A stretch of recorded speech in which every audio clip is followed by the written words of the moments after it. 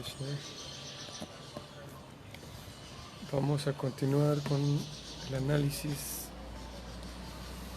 y el estudio del capítulo 3 en el texto 43 para hoy.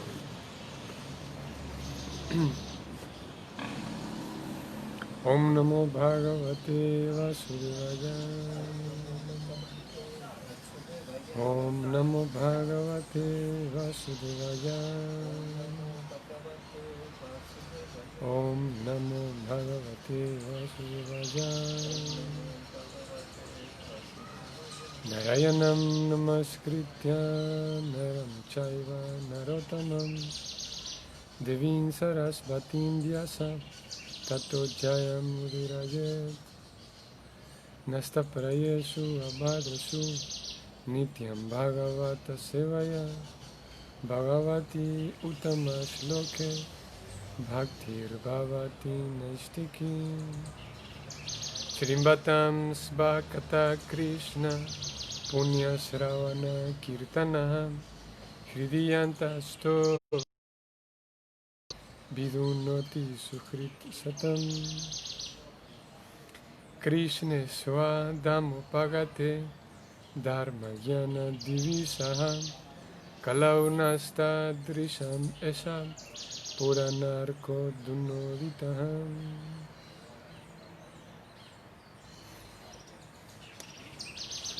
Así que tenemos el texto número 43 y dice así: Krishna Swadhamopagate Dharma Jnana Divisaha Kalaunasta Drisham Esha Puranarko Dunoditaham. Traducción del verso y significado dados ambos por Srila Prabhupada. Traducción. Este Bhagavata Purana es tan brillante como el sol y ha surgido justo después de la partida del Señor Krishna a su propia morada, acompañado por la religión, el conocimiento, etc.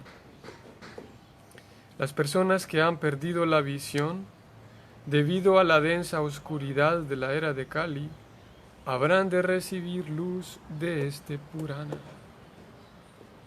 Lo leemos nuevamente. Este Bhagavata Purana es tan brillante como el sol y ha surgido justo después de la partida del Señor Krishna a su propia morada, acompañado por la religión, el conocimiento, etc. Las personas que han perdido la visión debido a la densa oscuridad de la era de Kali habrán de recibir luz de este Purana. Significado. El Señor Sri Krishna tiene su Dhama eterno, o sea, su morada, donde disfruta eternamente con sus asociados eternos y sus enseres. Y su morada eterna es una manifestación de su energía interna, mientras que el mundo material es una manifestación de su energía externa. Cuando Él desciende al mundo material, se exhibe a sí mismo con todos los enseres de su potencia interna, que se denomina Atma Maya. En el Bhagavad Gita el Señor dice que Él desciende mediante su propia potencia, Atma Maya. Su forma, su nombre, fama, enseres, morada, etc., no son, por consiguiente, creaciones de la materia.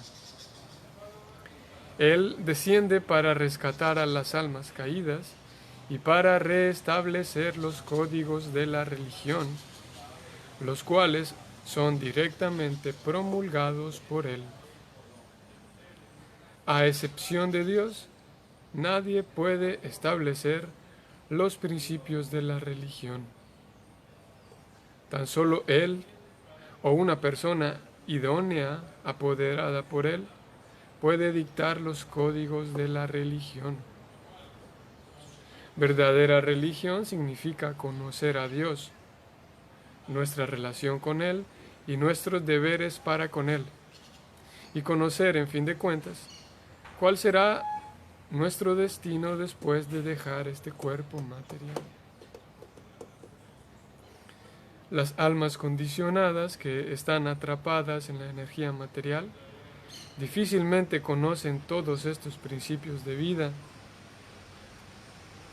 La mayoría de ellas son como animales, dedicados a comer, dormir, temer y aparearse. Ellas están principalmente dedicadas al disfrute de los sentidos, bajo el pretexto de religiosidad, conocimiento o salvación. Y en la era actual de Riña o Kali Yuga, están aún más ciegas. En Kali Yuga, la población es solo una edición de lujo de los animales. No les importa para nada el conocimiento espiritual, ni la vida religiosa y divina. Son tan ciegos que no pueden ver nada que esté más allá de la jurisdicción de la mente, inteligencia o egos sutiles, pero están muy orgullosos de su avance en el conocimiento, la ciencia y la prosperidad material. Ellos son capaces de arriesgar sus vidas para volverse un perro o un cerdo inmediatamente después de dejar el cuerpo actual, pues han perdido completamente de vista el objetivo. La personalidad de Dios, Sri Krishna, apareció ante nosotros justo un poco antes del comienzo de Kali Yuga y regresó a su hogar eterno prácticamente al comienzo de Kali Yuga. Mientras él se encontraba presente, exhibió todo mediante sus diferentes actividades. Él habló la Bhagavad Gita específicamente y erradicó todos los falsos principios de religiosidad. Y antes de su partida de este mundo material, apoderó a Sri Vyasadeva a través de Narada para que recopilara los mensajes del Srimad Bhagavatam. Así pues, tanto el Bhagavatam como el Bhagavad Gita son como portaantorchas para la gente ciega de esta época. En otras palabras, si las personas de esta era de Kali quieren ver la verdadera luz de la vida, deben consagrarse a estos dos libros únicamente, y la finalidad de su vida se cumplirá. El Bhagavad Gita es el estudio preliminar del Bhagavatam, y el Srimad Bhagavatam es el sumum bonum de la vida, el Señor Sri Krishna personificado.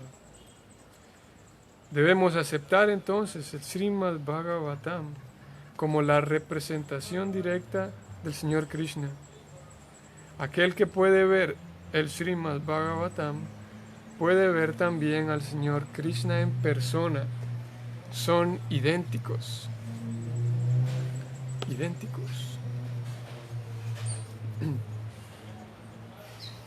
Om Agyanati Mirandasya Yanan Yana Shalakaya Chaksurun Militan Yena Tasmai Shri Gurave Namah Shri Chaitanya Manovistam Stapitam Yena Bhutale Swayam Rupa Kadamahyam Dadati Swapadantikam. He Krishna Karuna Sindhu Dinavando Jagat Pate Kopesha Gopika Kanta Radha Kanta Namostute Tapta Kanchana Gaurangi Radhe Vrindavaneshvari Vrishavanusute Devi Pranamami Hari Priye. Vanchakalpa tarubhyascha kripa sindhubhya evacha patitanam pavanebhyo vaishnavebhyo namo namo. Namo Vishnu Padaya Krishna Prestaya Bhutale Srimate Bhaktivedanta Swaminiti Namine. Namaste Sarasvati Deve Gauravani Pracharine Nirvishesha Sunyavadi Paschatya Deshatarine. Jaya Shri Krishna Chaitanya Prabhu Nityananda Shri Advaita Gadadhar Shri Vasadi Gaura Bhakta Vrinda. Hare Krishna Krishna Krishna Hare Hare Hare Rama Rama Rama Hare Hare.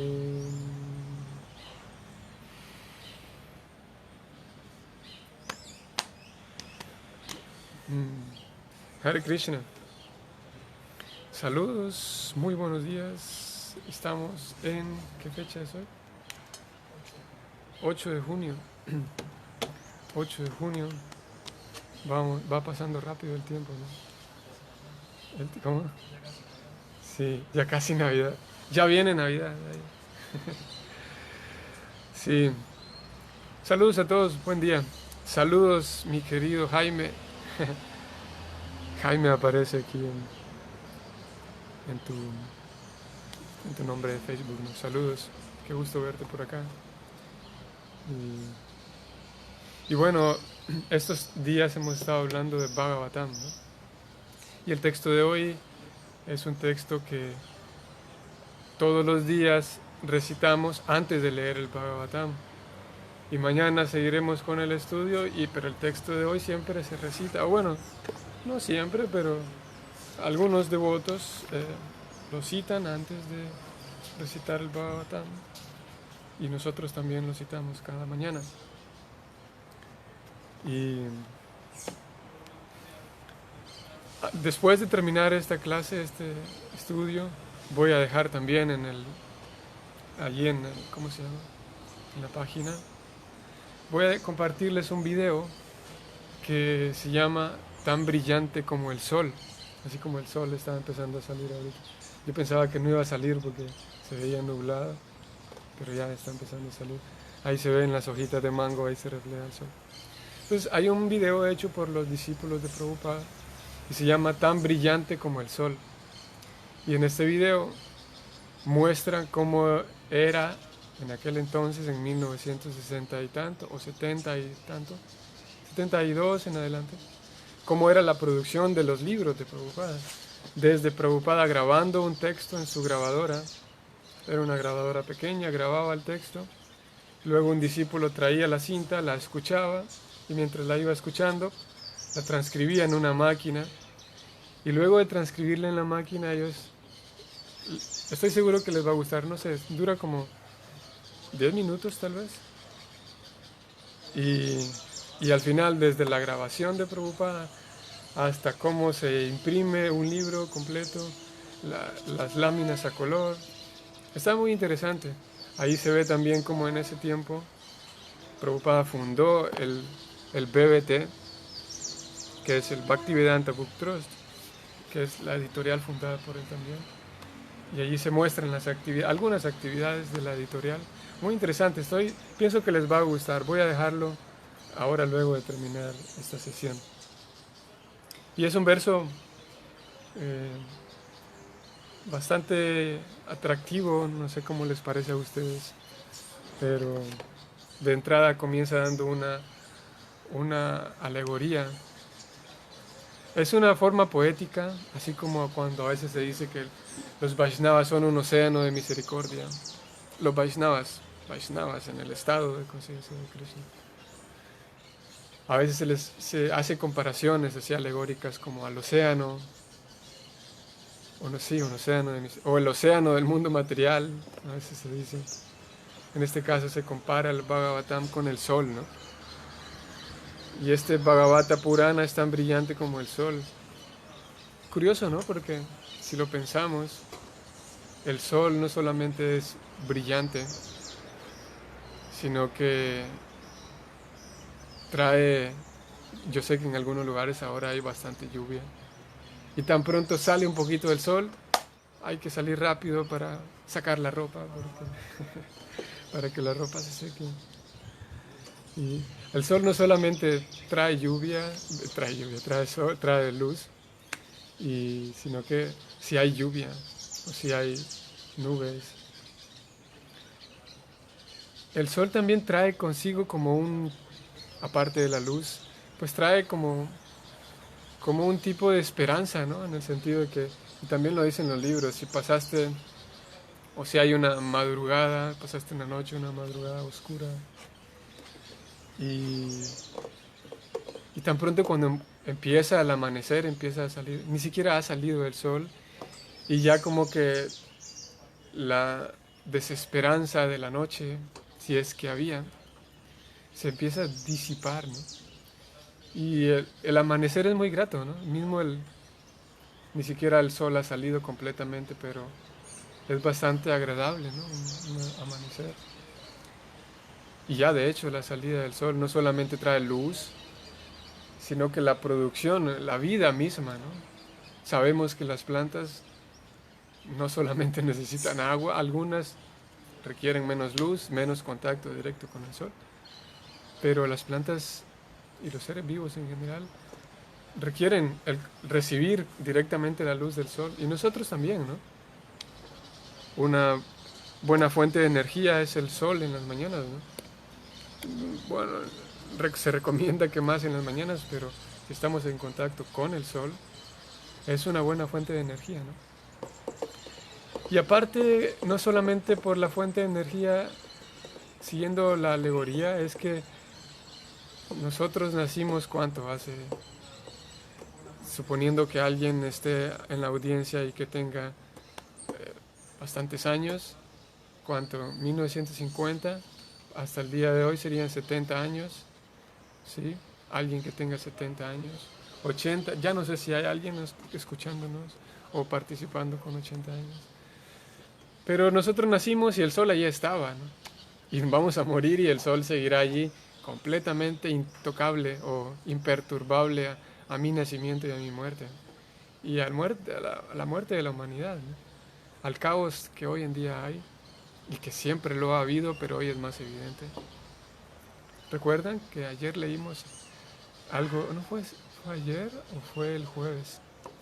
Pero leímos algo interesante en relación a, ahora que menciono la crisis. Un reportero, a ver, no me recuerdo si era un reportero que le pregunta a Prabhupada, Swamiji, ¿qué piensa usted acerca de la crisis y la guerra? Me parece que le hablaba de la guerra de Vietnam, si no estoy mal. Y le preguntan su opinión acerca de las crisis, acerca de las guerras, específicamente la guerra en este incidente. Y Prabhupada dice, bueno, la guerra es desagradable. En realidad todo el tiempo estamos en guerra, dice él. No solamente la guerra de Vietnam, todo el tiempo estamos en guerra. Guerra significa que sales a la calle y puedes morir. Y que tienes que cuidarte a salir a la calle. Y él dice, si sales a la calle sin camisa en un invierno en Nueva York, vas a morir. Es una guerra también incluso para la sobrevivencia. Es una guerra para mantenerte vivo. No solamente la guerra de armas en Vietnam, sino todo el tiempo. Con salir descubierto en un invierno, tu vida se pone en peligro y eso es una guerra también, dice él. Así que lo mismo un análisis similar podríamos sacar ahora. Como Prabhupada advierte de que las guerras no solamente son armas, y eso lo podemos llevar también a otros contextos.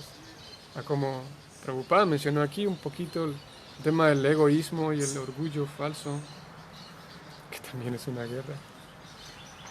La crisis social que hoy se pone más de manifiesto, ¿no?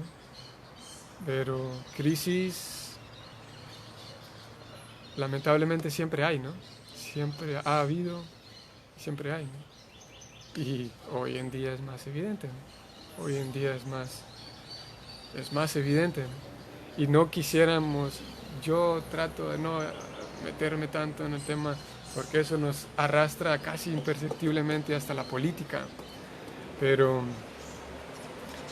hoy estamos en 8 de junio, dijimos. Si retrocedemos al 8 de enero del 2020, en donde todo estaba normal, entre comillas. 8 de enero, estamos hablando de 4 meses atrás, 5 meses. En ese 8 de enero, y si lo podemos, no requiere tanto análisis para pensarlo, pero en ese 8 de enero, 5 meses atrás o 6 meses atrás, morían al día, morían solamente, por ejemplo, en México o en un país como México, morían al día al menos unas 5.000 personas entre homicidios, vamos a poner, gente matando a otra gente, homicidios, más la cantidad de personas que morían en ese 8 de enero a causa del cáncer y accidentes de tráfico y suicidios, según los datos de la Organización Mundial de la Salud, que hay algunas personas que, más hoy en día con la crisis que se vive, la crisis sanitaria, algunas personas le tienen un poco de, no sé si decir odio, pero rechazo al menos. Y como digo, no me quiero meter ahí a hablar de política, pero la Organización Mundial de la Salud, al menos en sus datos, describe que al año mueren 800 millones de personas, 800.000 personas, no millones, 800.000 personas motivadas por quitarse a sí mismo la vida, es por suicidio. Eso equivale a que cada 40 segundos una persona se suicida en el planeta. Si vamos de vuelta, como digo, a 8 de enero, el 8 de enero, antes de que iniciara esto, morían, y seguramente siguen haciéndolo, un promedio de cada 40 segundos una persona se quita la vida, se suicida. Y cuando nos metemos en el tema del suicidio, descubrimos, y son datos que se conocen, podemos documentarnos y citar algunas fuentes, de cómo una persona que se suicida, relacionada con un suicidio, hay una cantidad, el doble de personas que lo intentaron pero que no lo lograron, que no pudieron de alguna u otra manera. Y se suma otra cantidad mayor de personas que lo han pensado pero que no lo han intentado. Así que encontramos, si sumamos a los 800.000 casos de personas que mueren al año por suicidio, le podemos sumar el doble de personas que lo intentaron pero no lo pudieron lograr. O sea, ya tenemos 1.600 millones de personas. Y si le sumamos el doble de personas que lo han intentado, que no lo han intentado, pero que lo han considerado, pero que no se han atrevido a, lo podemos doblar, 1.600 para 3.200 millones de personas que al menos una vez han pensado y han considerado el tema de suicidarse.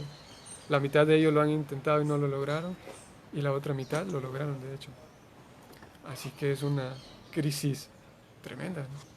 Y eso solamente contando los suicidios, como digo, cada 40 segundos en todo el planeta. Y le sumamos los homicidios, y le sumamos las muertes por cáncer a diario. Tenemos cifras realmente pesadas, ¿no?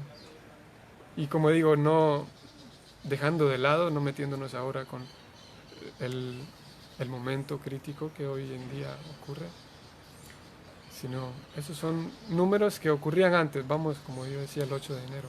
Así que siempre hay una crisis alarmante en el planeta. Ahora es más de manifiesto. Ahora como esa crisis nos alcanza, me golpea un poco a mí, le presto atención. Mientras no me golpea la crisis, pues no le presto tanto atención. Puede ser que haya inmigración en otros países, en Medio Oriente y en otros lugares, pero son noticias, ¿no? Pero cuando la situación migratoria ocurre en mi país, ahí sí me preocupa, ¿no? Ahí sí me alarma, ¿no? Y no sé, podemos seguir con, con ese análisis de cómo cuando hay un problema en otro lado, ese problema en otro lado se vuelve nada más una noticia, es una noticia. Pero cuando hay un problema que me afecta a mí ya no solamente es una noticia, sino que realmente es una realidad, aunque era una realidad mientras le ocurría a otros, pero le presto atención nada más cuando me afecta a mí. Mientras afecta a otros, bueno, es una noticia que aparece en los medios, pero cuando me afecta a mí, allí sí lo veo como una realidad. Y hoy en día tenemos una crisis que nos afecta a todos, por esa razón todos estamos alarmados por la crisis. Pero como digo, retrocedemos al 8 de enero y miles de personas morían y siguen muriendo por eso, ¿no? Yo llevo, ¿cuánto tiempo hablando? 10 minutos hablando de este tema de la crisis, y en 10 minutos, ¿cuántas personas han muerto por suicidio? Y ahora mismo no me he sentado a investigar si a partir de la cuarentena ha aumentado, no sé si haya reportes de si ha aumentado el suicidio, posiblemente sí, pero aunque no haya aumentado, es una crisis que está, ¿no? Así que el Bhagavatam aparece, todo esto lo decía porque el Bhagavatam aparece como el sol y la humanidad hace sus historias, sus desórdenes, sus crisis, y el sol sigue imperturbable, el sol sigue haciendo su rol, sigue cumpliendo con su dharma, que es mantener con vida y con las cosas necesarias el planeta, ¿no? ¿Qué lleva a una persona en pensar en suicidarse? Pues creo que para responder apropiadamente tendría que ser un psiquiatra, un psicólogo. Podría especular un poco y para responder apropiadamente, sí. Mm. Po-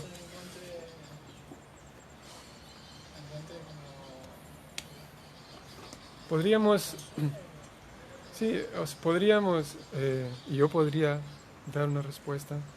O sea, podríamos decir de entrada una persona se suicida porque no conoce el Bhagavatam, por ejemplo. Podríamos concluir eso, pero tampoco es una afirmación tan científica porque hay, hay devotos, hay casos de devotos quienes están con problemas emocionales, ¿no? Y que han considerado el suicidarse.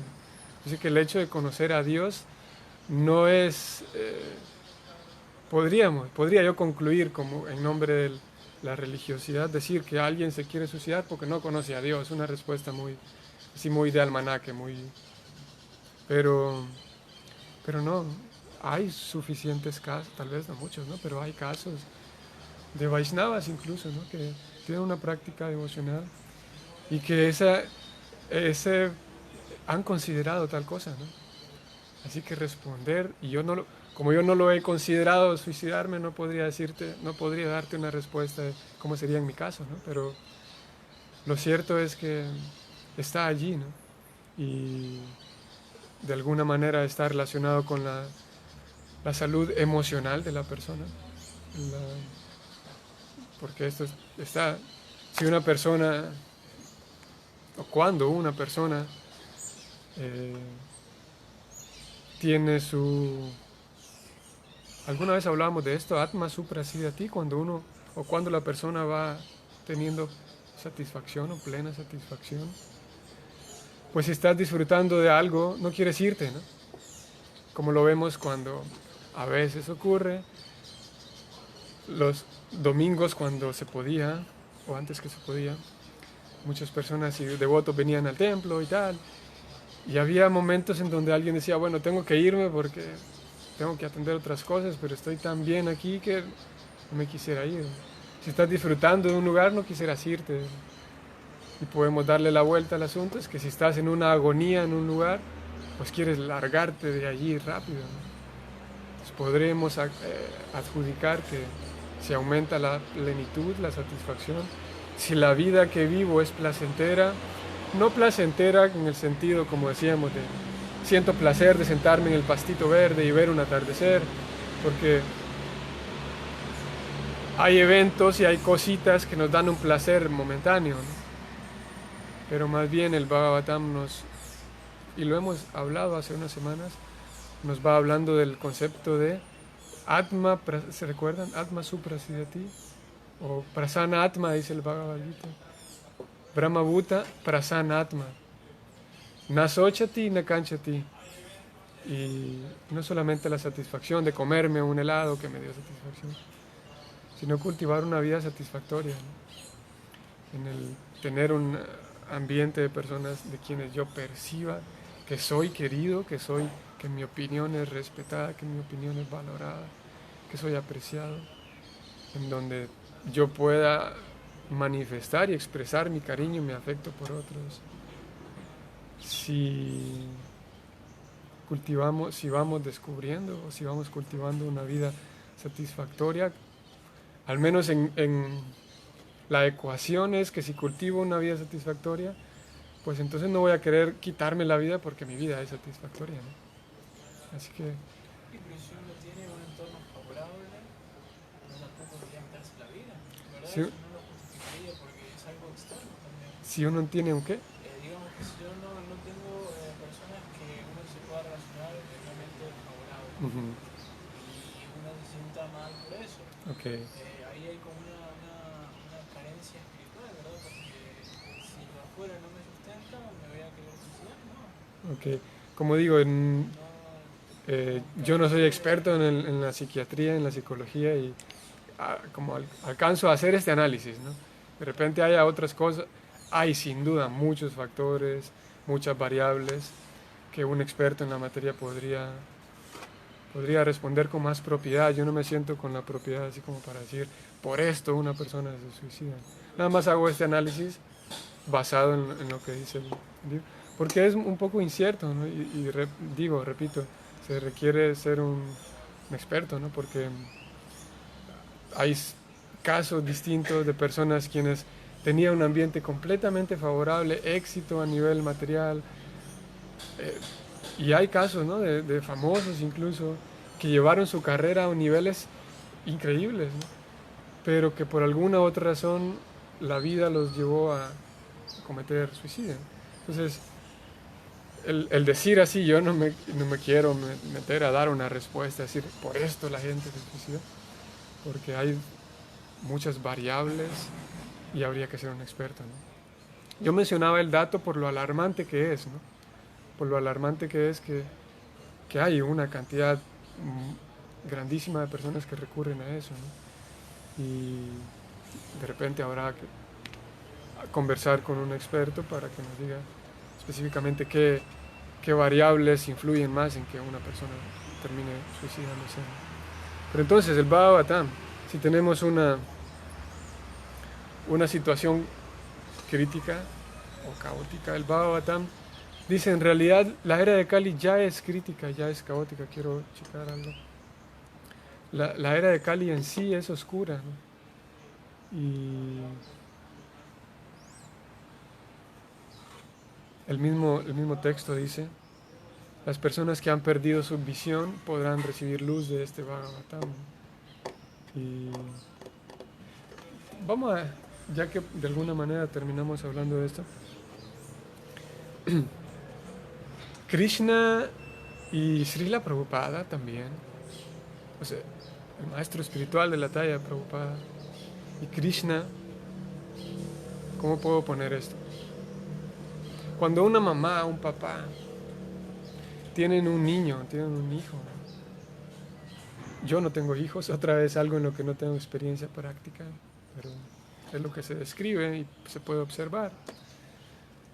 Para la mamá, al tener un niño, al tener un hijo, es hermoso, ¿no? Es lindo, no sé si haya una mamá en su sano que esté sana y que diga que mi hijo es feo, ¿no? Este otro hijo es más. O sea, para una mamá movida por el amor, los ojos de una mamá hacia, o no solamente la cara o su rostro del niño, pero lo que su hijo hace, los intentos que hace. Si yo canto, mi mamá va a decir que soy el mejor cantante del mundo, porque hay el amor de por medio, ¿no? Y como digo, unos padres, una madre con suficiente salud, una madre cuerda, ¿no? Siempre apreciará y siempre amará los esfuerzos de su hijo o a su hijo como tal, ¿no? ¿Qué pasará con Krishna? Krishna en serio estará desde Brindavan viéndome a mí diciendo, no hombre, miren ese Dira, tan inútil que es, ni aprende esto, no tiene disciplina. Krishna en realidad, si mi mamá, si mi mismo mamá, si ahora estuviera viendo esto, no sé si está viéndolo o si lo verá en su momento. Pero sí, y yo sé que hay algunas madres escuchando y viendo, pues si una mamá siempre ve lo bueno de su hijo, entonces ¿cómo no será Krishna? Y Prabhupada no era menos, ¿no? Prabhupada siempre apreciaba cada esfuerzo de sus discípulos, ¿no? Entonces, si yo olvido, así como se dice aquí, yo he perdido la visión, si yo olvido que Krishna tiene esa visión amorosa conmigo y no soy capaz ni siquiera de verme, que puede ser que yo me frustre por mis malas cualidades, ¿no? Porque nadie me valora, porque nadie esto, nadie me quiere. Pero en fin de cuentas, Krishna no ve el hecho de que yo estoy, yo me puedo culpar a mí mismo, ¿no? Es que no me puedo limpiar de la lujuria, no me puedo limpiar de estos malos hábitos y me puedo latigar a mí mismo, me puedo culpar, ¿no? Pero Krishna, el Señor Supremo, tal como una mamá, y si el Señor Supremo, Krishna no está viéndome a mí y viendo todas las faltas que yo tengo, ¿no? En realidad, Krishna siempre ve el esfuerzo que hacemos. Bhava, Grahi, Janardana es un nombre de Krishna. Cuando hago una ofrenda para Krishna, lo que Él ve en mí es el esfuerzo que le puse a mi ofrenda, ¿no? Así que si yo olvido lo fantástico que es Krishna, yo puedo pensar que sí, que soy tan inútil, no tengo disciplina, no tengo, y me puedo crucificar a mí mismo, que no puedo hacer esto, soy tan malo, tan caído, los demás son mejores que yo y me puedo cultivar un complejo de cucaracha, de que yo soy el peor bicho de todo el universo. Pero puede ser que yo me veo a mí mismo así, ¿no? Pero Krishna no me ve como una cucaracha, Krishna me ve como un alma espiritual completamente pura, ¿no? Y esto lo menciono porque yo mismo podría verme a mí mismo como un fracaso, ¿no? Y lamentablemente ocurre con mucha frecuencia así, ¿no? Que algunos más que otros, y hay situaciones que me llevan a mí a verme como un fracaso y pienso de mí mismo que soy un fracaso y es terrible, ¿no? Pero Krishna cuando me ve no piensa que soy un fracaso, ¿no? Así como mi mamá no piensa que soy un fracaso. Entonces Krishna mucho más, ¿no? Pero si yo olvido y yo pienso que Krishna me va a tratar a mí mismo, yo me trato como un fracaso, los demás me tratan como un fracaso y yo pienso que Krishna me va a tratar como un fracaso. Por esa razón nos hace falta escuchar las historias de Krishna. Krishna, su maestro espiritual, cuando era un niño, lo manda al bosque a traer leña para prender el fuego y lo manda junto con su dama y los dos eran amigos. Y cuando están ¿cómo se llama? En el bosque, se viene una lluvia torrencial y los dos venían con la leña para su maestro espiritual y estaba inundándose todo y no hallaban cómo hacer. Y Krishna, junto con su dama, Krishna, sabemos que es ese mismo Krishna que había matado a Putana, que había casi ahorcado a Trinavarta. Ese mismo Krishna podía haber salido corriendo de allí y dejar tirado a su dama, ¿no? Pero el Señor Supremo lo que hace, le dice a su dama, mira su dama, agarra bien fuerte la leña con tu mano y yo con mi mano derecha voy a tomar tu mano izquierda. Krishna pudo haber salido ahí corriendo, o pudo haber hecho cualquier otra cosa, pero Krishna, o pudo haber dicho Krishna, bueno, Indra, deja de llover, déjame llegar a mi casa, pero Krishna quería experimentar ese compañerismo con su amigo, ¿no? O pudo haber hecho que la lluvia cualquier otra cosa pudo haber hecho Krishna, pero él decidió y le dijo a su dama, dame tu mano y con su dama, él tomó la mano de su dama para salir de esa inundación, ¿no? Y hay muchas experiencias de Krishna que él ama, no solamente ama, sino que disfruta el contacto, la compañía, el ayudar a sus devotos. Pero yo sigo pensando que soy un fracaso, ¿no? Yo sigo pensando que Krishna, si estoy en un problema, Krishna bueno, usted vea cómo se inunda y yo me salvo mi vida. Yo puedo pensar eso, ¿no? Porque puedo sabotearme mi propia vida a mí mismo, ¿no? Y puedo pensar que soy un fracaso. Y debido a que yo mido a los demás por sus éxitos, yo digo, sí, él es exitoso. Miren qué fracasado es él es un perdedor. Debido a que yo mido a los demás por sus fracasos, pienso que los demás me van a medir por mis fracasos, ¿no? Y es una cuestión, es puro, estamos hablando aquí del ego falso. Como yo valoro a los demás por su éxito o por su fracaso, yo digo, esta es una gran personalidad por los éxitos, entre comillas, que él ha hecho, por las cosas que ha logrado. Entonces cuando yo no logro nada, cuando yo me doy cuenta que no he logrado nada, me siento un fracasado. Y pienso que como yo juzgo a los demás por sus fracasos, pienso que los demás me van a juzgar por mis fracasos. Y meto ahí en esa lista, meto a Krishna y pienso que Krishna también me va a juzgar porque soy un fracasado, ¿no? Pero Krishna siempre está dispuesto a ayudarnos, ¿no? Krishna solamente hace falta que lo pidamos y que confiemos en la ayuda de Krishna. Así que una de las formas en las que el Bhagavatam nos ayuda a recuperar esa visión es a recuperar la visión de quién soy, ¿no? De si me siento un fracaso, el Bhagavatam dice, Krishna no está valorando si eres un fracasado o no. Krishna está valorando el esfuerzo que le pones a tu servicio, ¿no? Y claro que podemos mejorar en hacer mejores ofrendas en la cocina para Krishna, hacer un mejor kirtan para Krishna, hacer una mejor guirnalda para Krishna. Por supuesto que podemos mejorar. Pero a Krishna no le importa cómo me quedó la guirnalda, si yo soy daltónico y los colores los combiné y no quedó ni nada bien combinada la guirnalda. A Krishna le importa el esfuerzo. O puedo yo ser un diseñador de moda, hacer una guirnalda súper, hasta con ecuaciones, medir los números y tal de los colores. Pero si no le pongo ganas al asunto, si no le pongo mi ofrenda al asunto, a Krishna no le importará, ¿no? Así que, en la forma en la que el Bhagavatam nos ayuda a recuperar la visión, así como el sol cuando sale me ayuda a ver a mí mismo, a verme en el espejo si estoy bien, me ayuda a verte a ti y a ti. Y cuando el sol sale, yo anoche tenía miedo de ese palo que está allí porque yo pensaba que era un animal, pero es un palo nada más. Cuando el sol sale me doy cuenta de que mira, yo temiendo en la noche por ese palo que estaba allí, pero me doy cuenta que era un palo de madera nada más. Asimismo, cuando el sol sale, cuando el Bhagavatam podamos, y es lo que tratamos de hacer, ¿no? Cuando tratamos, y Prabhupada lo dice al final, vean, aquel que puede ver el Bhagavatam, puede ver también al Señor Krishna.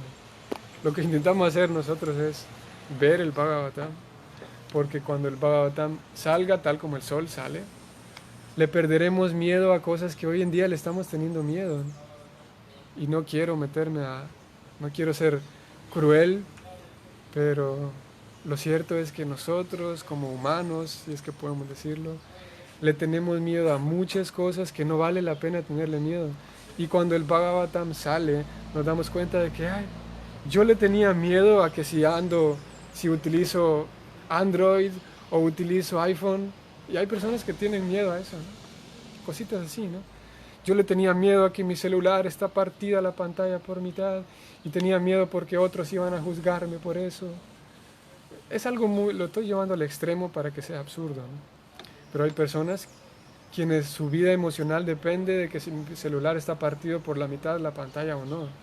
Y hay personas así, ¿no? Que están como en eso. Les preocupa mucho eso, ¿no? Similarmente, cuando el Bhagavatam podamos abrir y gradualmente vamos abriendo nuestros ojos, nos daremos cuenta de que a esto le tenía miedo, a esta cosa yo le estaba teniendo miedo. El Bhagavatam, tal como el sol, quita el miedo de nosotros al momento de salir. El Bhagavatam busca eso. En realidad todo el juego material es que todos estamos teniendo miedo. Miedo a la muerte, miedo a la vejez, miedo a perder mi estatus, miedo a que me casé, pero miedo a qué va a pasar después. No me he casado, pero miedo a qué va a pasar, con quién me caso. Si en este barrio que vivo es bueno, todas las cosas generan miedo, ¿no? Y el Bhagavatam, la idea con el Bhagavatam es que podamos irlo estudiando y podamos irnos sirviendo del Bhagavatam, que nuestros ojos se abran para saber que no hay en un sentido, y claro, esto es difícil, yo lo menciono, pero no es que yo estoy libre de miedo, pero el objetivo es que gradualmente vayamos cultivando más satisfacción, Atma Suprasidati, con lo que hacemos, y que vaya disminuyendo el miedo en nosotros, ¿no? Porque si estoy en manos de mi papá, si estoy en manos de mi mamá, no hay por qué temer, ¿no? Sí, como el niño que... Sol dice que sí, vean lo que dice Sol, sí, ha aumentado los casos de suicidio en Panamá, al menos en Panamá. Interesante, ¿no? Interesante, aunque cruel, ¿no? Así que, de vuelta, si ha aumentado los casos de suicidio, eso querrá decir de que esta es una crisis pesada, ¿no? También podemos ayudar a la sociedad en la crisis de hoy en día. También podemos ayudar a las personas, a la sociedad, que las personas están suicidándose. Y un dato que me olvidé mencionar, regresando al tema de los suicidios, un dato que me olvidé mencionar era que, vamos a ver cómo era este dato porque se me olvidó.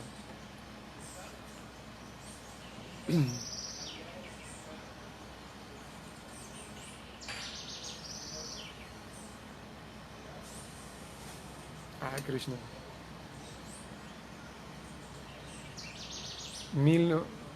900 por 1600, decías. Según al menos la Organización Mundial de la Salud, al día, según la Organización Mundial de la Salud, al día mueren 800 personas. No, el dato está mal, es que estoy mezclando si es al día o por año.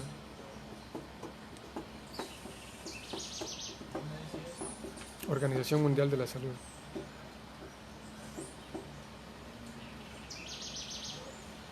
Bueno, creo que lo dejaré para mañana porque no quiero decir un número que sea mal. Yo no tengo ahora a mano. La cuestión está aquí, el número es sorprendente de que según esta OMS, la cantidad de personas que mueren por hambre en el planeta es la mitad de la cantidad de personas que mueren por sobrepeso. Es algo, y es una cosa súper loca porque aprendemos a tener compasión y aprendemos a sentir dolor por las personas que mueren por hambre y no tienen que comer.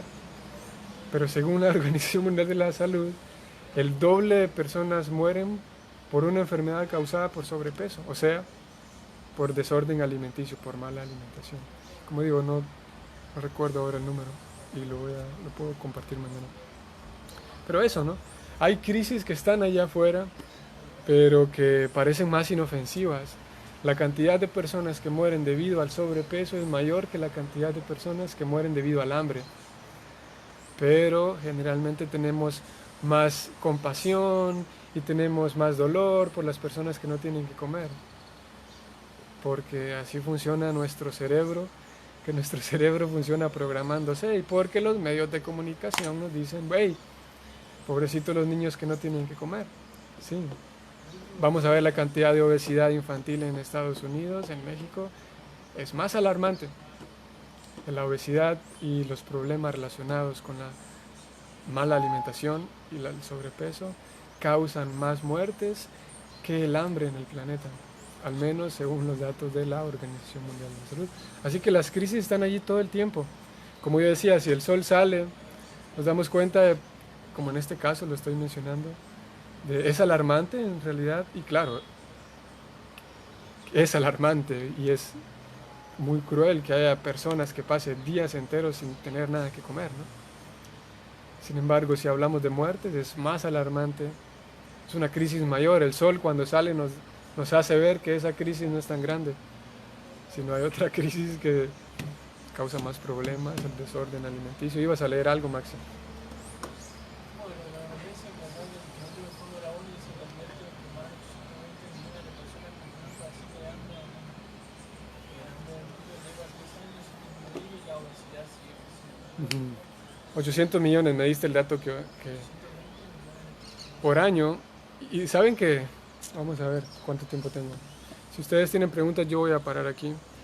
Y si alguien tiene una pregunta, puede copiarla mientras yo agrego este otro más. Esto en realidad lo investigué, me moví a investigarlo, porque en Panamá, en una ocasión estaba en el metro, y en Panamá ponen las pantallitas, ¿no? Y ahí había una campaña, no sé si todavía siga, había una campaña que hablaba de la obesidad. Esto lo vi en el metro de Panamá. Y decía que hablaba de la obesidad. Entonces me fui a investigar, me metí al internet y encontré eso que acaba de leer Maxi. Por año mueren 821, en ese entonces, ese era el dato hasta 2018, 821 millones de personas por, a causa del hambre. 821 millones de personas. Comparadas con 1.600 millones de personas que mueren por una enfermedad relacionada con la obesidad. 820 comparadas con 1.600. Eso fue lo que encontré. Y ustedes pueden, Maxi aquí con su celular en 2 minutos está entrando a la red y dándose cuenta. Así que eso, crisis encontramos todo el tiempo. En la Edad Media y esto no se debe al capitalismo, a los dueños del planeta, el capitalismo es malo, no se debe, no quiero llegar a echarle la culpa al sistema industrial, esto se debe a que, dice el Bhagavatam, como mismo hoy Prabhupada lo dijo, vivimos en Kali Yuga y Kali Yuga es la era de los problemas, ¿no? Si tenemos la esperanza en el fondo que cuando por fin se vaya Monsanto y por fin los presidentes corruptos se vayan, Kali Yuga seguirá. Y creo que yo no quiero sonar como, porque no es mi estilo, no quiero sonar antipático, no quiero sonar como una persona cruel. Sin embargo, hay días en donde hace falta hablar de esta manera, como o sea, cuando Monsanto se vaya y los presidentes también, y podamos tener árboles verdes lindos por todo el planeta, aumenta la cantidad de hipocresía, y esto no tiene nada que ver con Monsanto, sino es con cada persona. Hipocresía, duplicidad, lujuria, ira, envidia. Eso es lo que el Bhagavatam propone, que ahí es donde podemos trabajar, porque Kali Yuga es como el invierno del universo, así como no nos gustan algunos no nos gustan o algunos no les gustan el clima fuerte del verano o del invierno.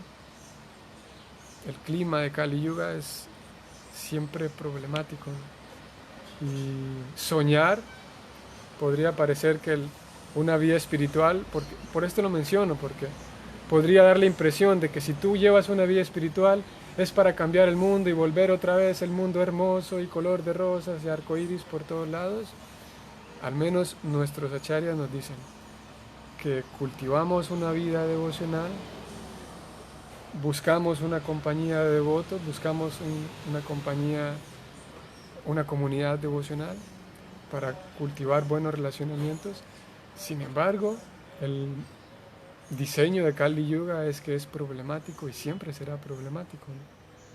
Pues las escrituras nos informan, y una de las cosas que nos informan, ya que aquí se menciona Kali Yuga, cuando Krishna se va y inicia Kali Yuga, que Prabhupada lo mencionó, es que el esfuerzo por vivir una vida feliz no es reparando la sociedad, no es reparando las cosas externas, porque el mismo Bhagavatam nos dice que Kali Yuga y cada vez tendrá más problemas y problemas más locos. No se debe ni a esta persona, ni esta persona es el dueño del planeta. Es porque Kali Yuga es así, ¿no? Y de alguna manera es fácil, para mí es fácil decirlo porque, como digo, no quiero sonar así como alguien antipático,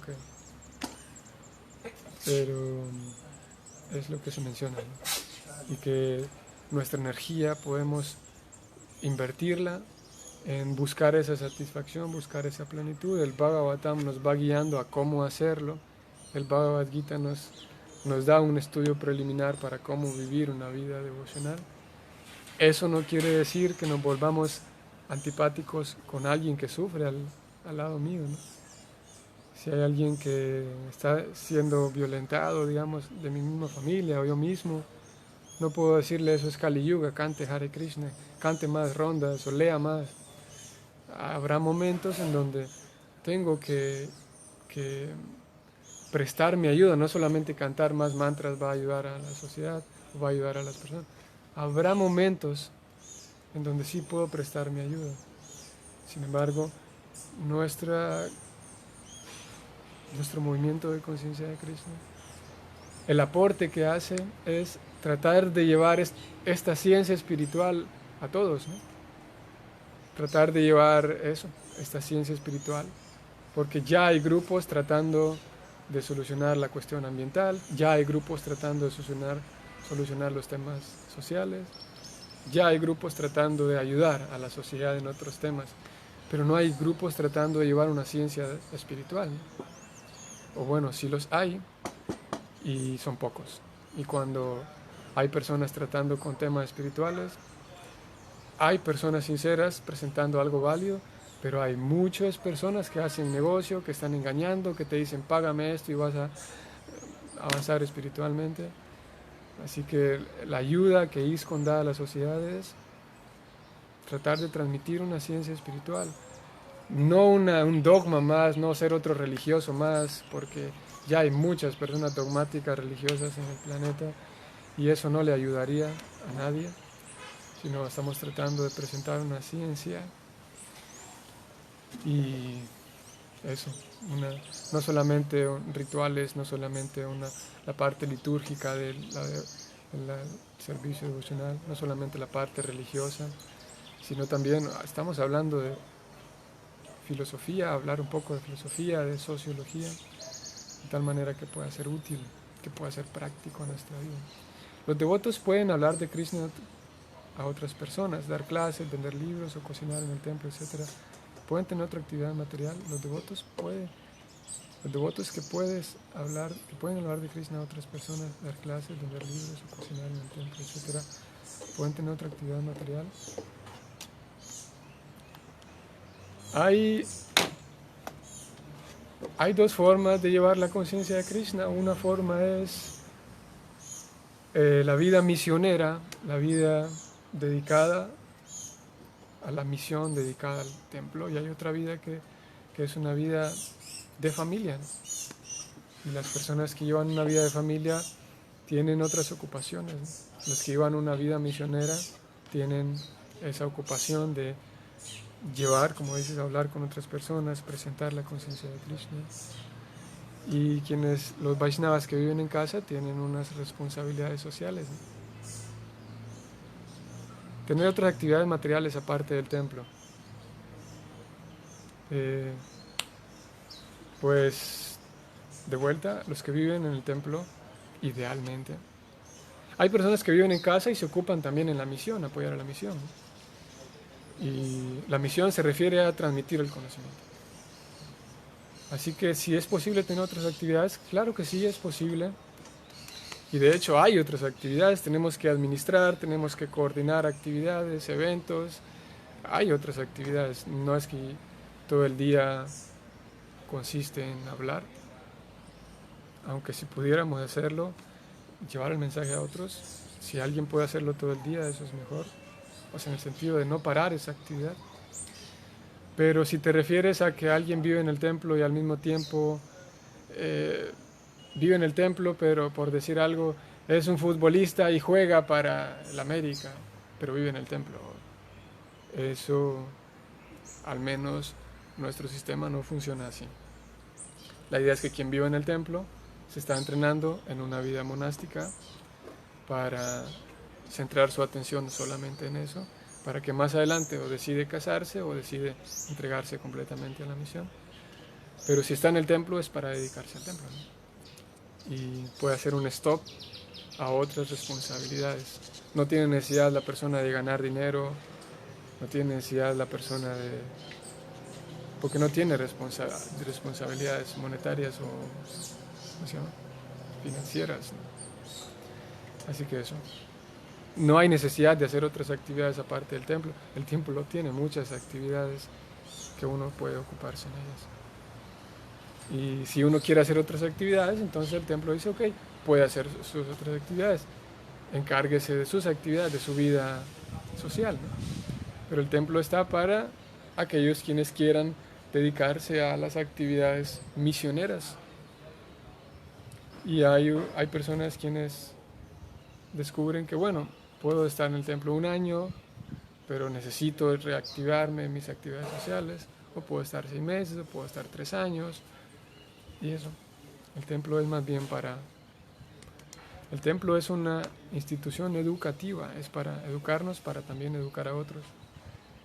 Y si alguien quiere hacer otra cosa aparte de educarse, puede hacerlo, pero en su casa. Apoyar desde su casa. Ok. Paramos ahí. Este Bhagavatam es tan brillante como el sol. Nos regalará la bendición de poder ver las cosas en su apropiada perspectiva. Así como el sol sale y nos regala la verdadera visión. Veo qué tan grande es ese árbol. En la noche no puedo distinguir. El Bhagavatam está puesto, está regalado a nosotros, obsequiado a nosotros, para que obtengamos una verdadera visión, para que encontremos y encontraremos que hay cosas que no vale la pena lamentarse por ellas, que nos lamentábamos por la oscuridad de la noche, porque antes era oscura mi vida, pero si voy guiando mi vida ahora con el Bhagavatam, ese Bhagavatam iluminará mi vida y me daré cuenta que hay cosas que no vale la pena temer, hay cosas que vale la pena trabajar por ellas, y eso consiste en un cultivo devocional. Mañana será el último capítulo del Bhagavatam. Terminaremos con el último capítulo, el último texto de este capítulo, y continuamos pasado mañana, miércoles, con el capítulo 4. Saludos a todos, que pasen un feliz día. Hoy es lunes, hay Ramayana en la noche. Hare Krishna.